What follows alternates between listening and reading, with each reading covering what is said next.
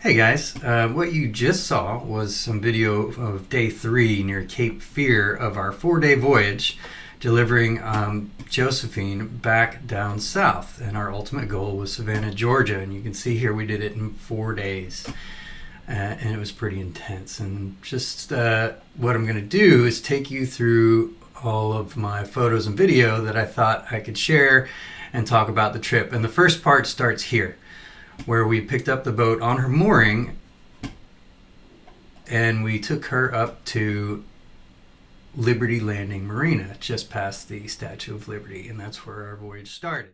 So let's take a look at some of the photos and video along the way. There she was on the mooring. That's Ethan, youngster that helped me deliver her up, and we went under the Verrazano Narrows Bridge and we got to watch a very large CMA ship come in and pass us up as we were both kind of driving, and as she was passing us, the sun set and it became amazing, and I had to get the camera out.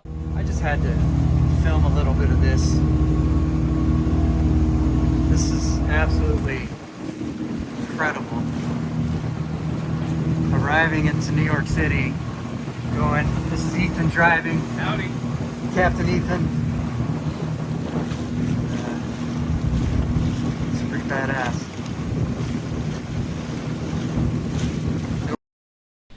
This was my favorite picture along the way. She just looked great. And we get into Liberty Landing at this point, and we do a little crew change. Ethan hops off, Scotty jumps on to go to our reunion, and Captain Billy joins me for the remainder of the trip.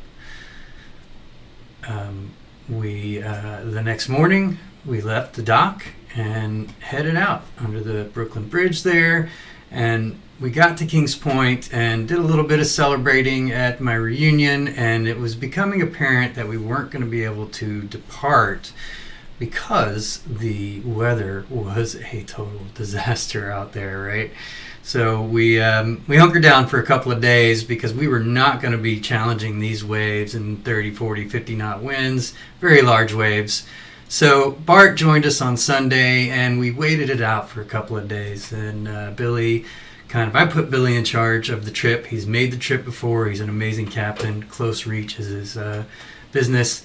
And he kind of gave us a rundown of the plan. We fixed a few things, fixed the carburetor, replaced the carburetor on my generator.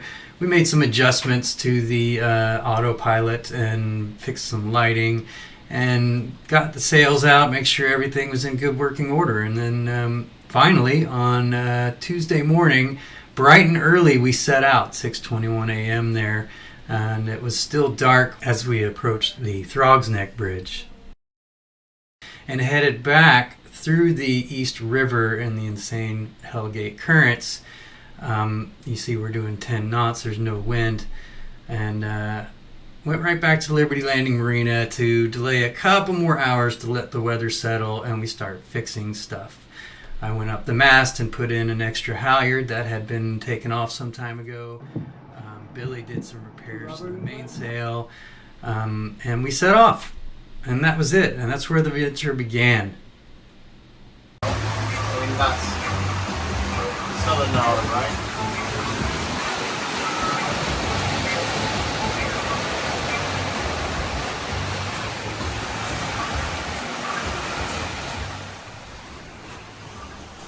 The first night was intense. We were just surfing down these waves all night. It was exhausting, and you see Bart here steering and just really doing a great job, and it took a while to get through that. And finally, at daybreak, we were getting the seas some are relaxed easing a bit. seas. It was a long night, fast night, but this is the first sun we've had on this trip, so it's looking to be a pretty day. We had been at it all night and definitely earned our rest. And when it's easy downwind sailing, this is what we do. You lay on the trampolines and take a break. But literally, Billy took just a short break and jumped right back up and went into fixing stuff. Billy's always making adjustments. So I figure I better show you Captain Billy in action. We couldn't get the furler all the way. The screecher came down last night and we got it all fixed back up again. But Billy's there. Uh-oh. It's coming out. You want to put the furl in it? I don't know what he's doing now. Being crazy. Okay, get ready for a man overboard drill.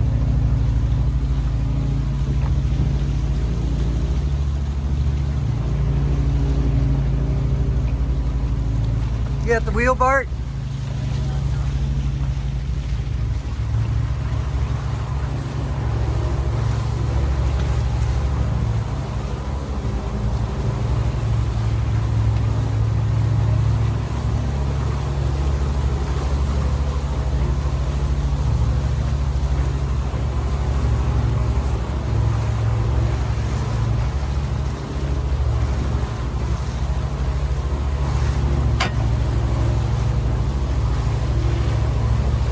Effing crazy. I figure I better get this on film. Thank you for making the adjustment. That's awesome.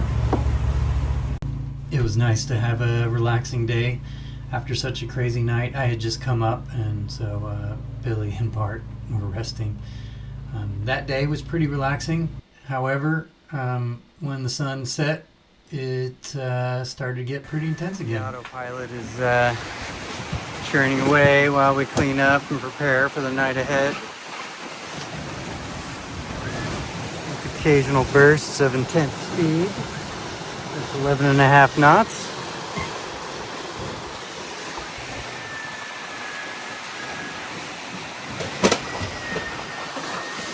Sun just set. But it's not bad. No, I mean, when you have following seas, she kind of moves around a bit. She varies widely. The good thing about tonight is that we're going to see the stars, and we could find one, like you said, to point at, and you hold her right there.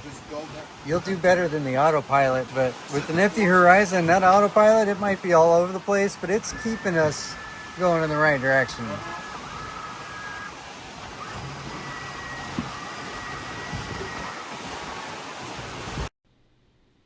So looking at the trip at this point, it was the sun had set and we were in for another long night. So we proceeded down the coast a bit, and the next morning at daybreak, we had decided to not go around Cape Hatteras, to cut across Pimlico Sound and go through this Oregon Inlet. And I have to say that that was the most dangerous part of the trip, because the waves were coming from behind, and the waves were breaking all the way across the inlet, and we actually surfed a couple of breaking waves into the inlet, and it scared the piss out of us. And you'll hear in this next conversation, at the end of it, when I'm talking to Billy, where we talk about it. So Bart here is basically surfing the boat down these pretty sharp bay waves that came into Pimlico. And we're reefed. It's not all the way up yet. Homeboy catches a little wave. You see there, 10 knots. Catches a little wave, surfs it down. He's kind of got one now. You see 10-8.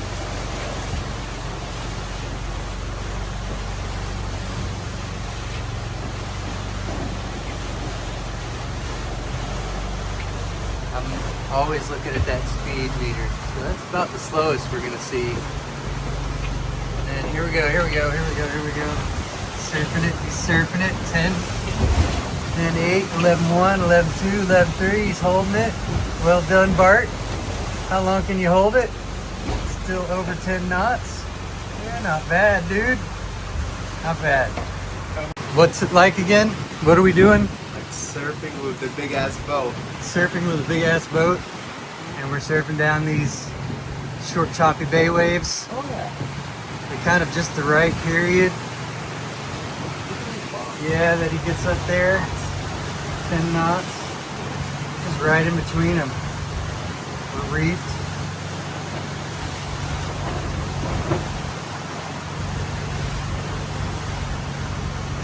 awesome.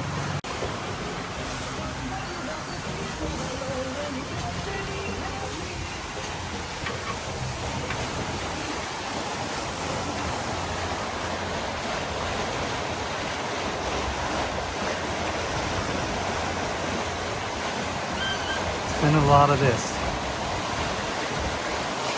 Quite a bit of this.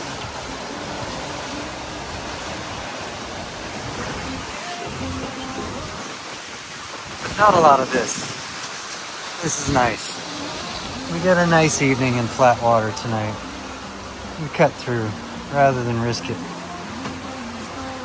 And we have literally flown across Pimlico Sound.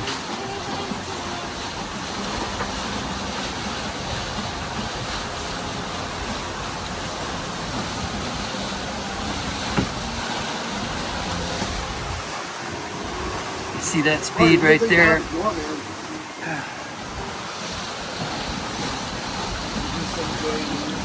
Alright, let's go. Or I can get you some cushions from the galley so you can come up here and chill, chillax a little better. No camera. You know, it's in your contract. You didn't read the fine print. Captain Billy. Say something clever. Don't go surfing waves in Oregon Inlet. How about that? Never Never again. go with the breakers at Oregon Inlet ever again. Holy crap. That scared the hell out of me. Sorry. That was an experience that we live to tell about. Yeah. Never seen this boat decelerate so fast before. It was insane. I don't think I've ever been on a sailboat that fast before. Quick. More stories later. So entering into Pimlico Sound was the conclusion of our second 24 hours at sea, and you can see here that it was a 200 nautical mile day, starting here at 190 progress, finishing up at 390 progress, which is a big milestone for me. 200 nautical miles in one day is pretty awesome for a sailboat. And that evening we crossed and went back out into the Atlantic Ocean.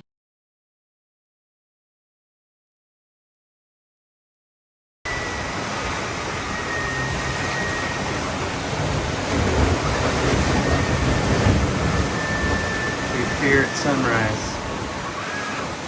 Some pretty big waves.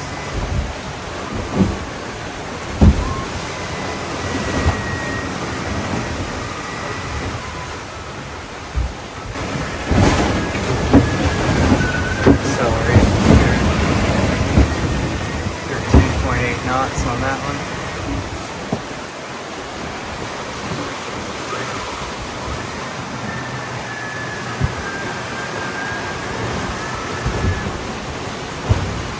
This is a good one.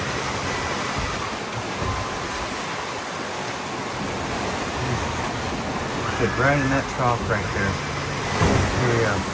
Celery, watch this. Oh, that's a big one. Oh.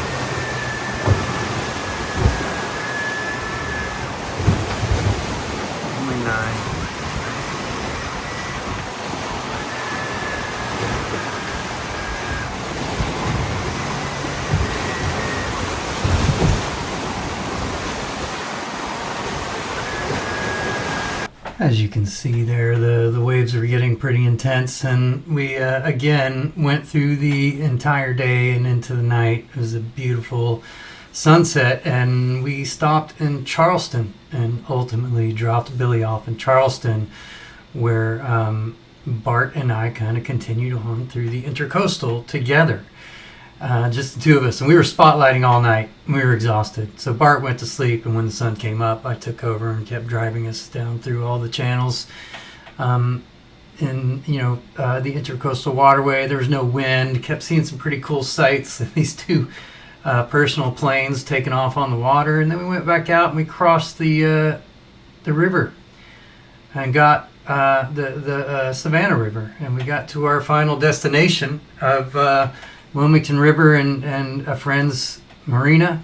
And that was the end of the trip. And Bart and I got to go and have a few drinks together and visit Savannah, and it was really a great time, and I'm very thankful to have had both Bart and Captain Billy on this trip with me, and I can't wait to do another one.